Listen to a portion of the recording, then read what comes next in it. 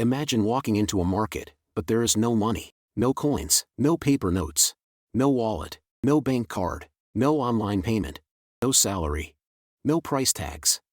You are hungry, you want food, but you cannot just pull out cash and buy bread. So what do? This was the strange reality for ancient humans. Before money existed, humans still needed things. They needed food, tools, animal skins, weapons, pottery, wood, salt, grain, and shelter materials. But without money, buying something was not simple. Because if you wanted something from another person, you had to give them something they wanted back. And this one problem made ancient trade much harder than modern shopping. Today, if you want food, you open your wallet or tap your phone. But thousands of years ago, if you wanted food, you had to convince another human that your item was worth giving up their item. And this is where the first form of buying began. Not with money, but with exchange. At first, ancient humans did not buy things the way we do today. They traded.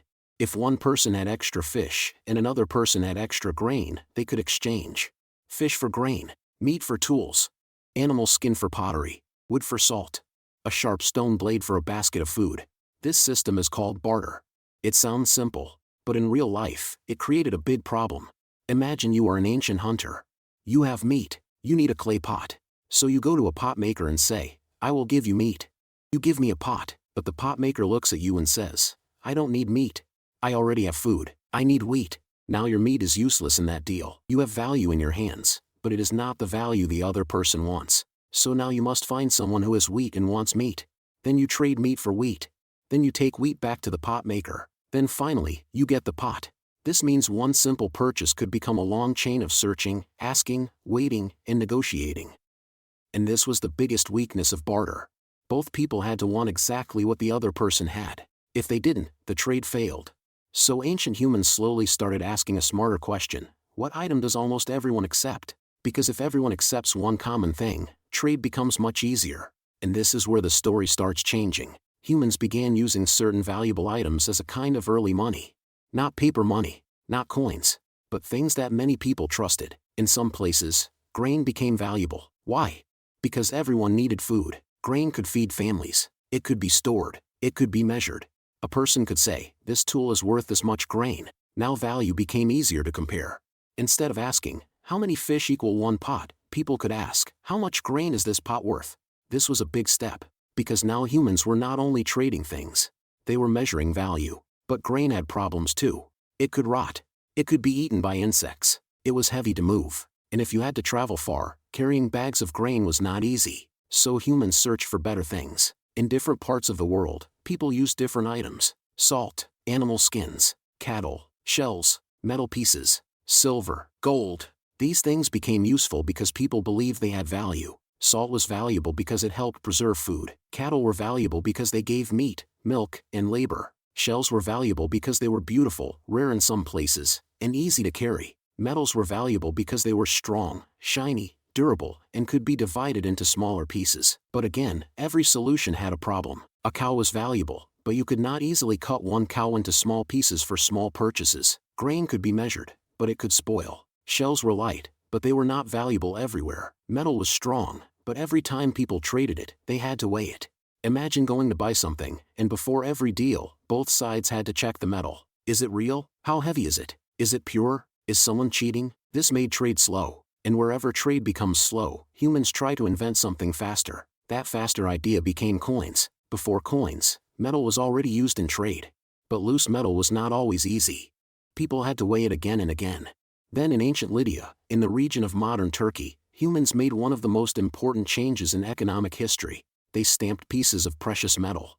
That stamp worked like a promise. It told people, this piece has a trusted weight and value. Now traders did not always need to weigh every piece of metal again. They could count coins. 1 coin, 2 coins, 10 coins. This simple idea changed trade forever. Because coins made value portable. A person could carry wealth in a small pouch. A merchant could travel to another city. A worker could be paid in small pieces. A king or ruler could collect taxes. A market could grow bigger. And for the first time, buying became faster. But coins also changed human behavior. Because now people could store wealth.